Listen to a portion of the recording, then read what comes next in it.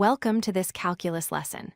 Today, we are going to master one of the most elegant and simple rules in integration, the integral of the exponential function e to the power of x.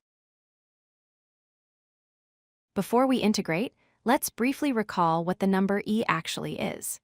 It is known as Euler's number, a fundamental mathematical constant approximately equal to 2.718. It is the base of the natural logarithm and is crucial for modeling continuous growth in nature. The exponential function, f of x equals e to the x, has a remarkable property. Its derivative is exactly itself. This means that at any point on the curve, the slope of the graph is equal to the height of the graph at that point.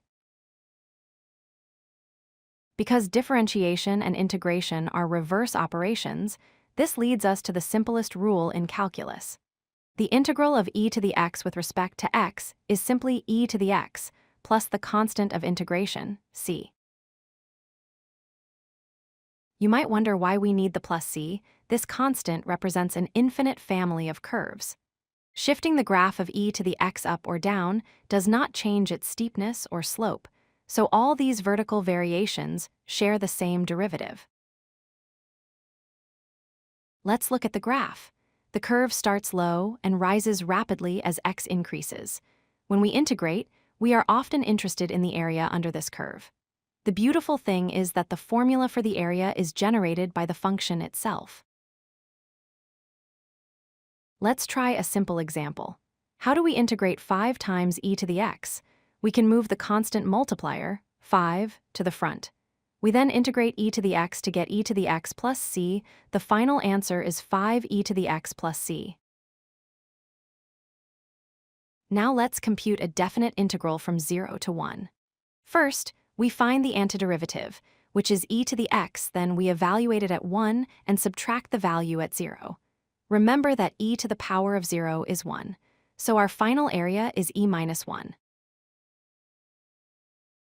Be careful not to make these common errors. Do not use the power rule. E to the x behaves differently than x squared.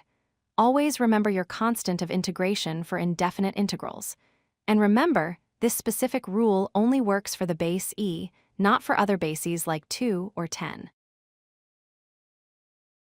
To summarize, the derivative of e to the x is itself, and consequently, the integral of e to the x is also itself. Plus c, it is a unique function in mathematics where the rate of change matches the value of the function. Thank you for watching. If you like this video, hit that like button and don't forget to subscribe. Visit codelucky.com for more such useful content.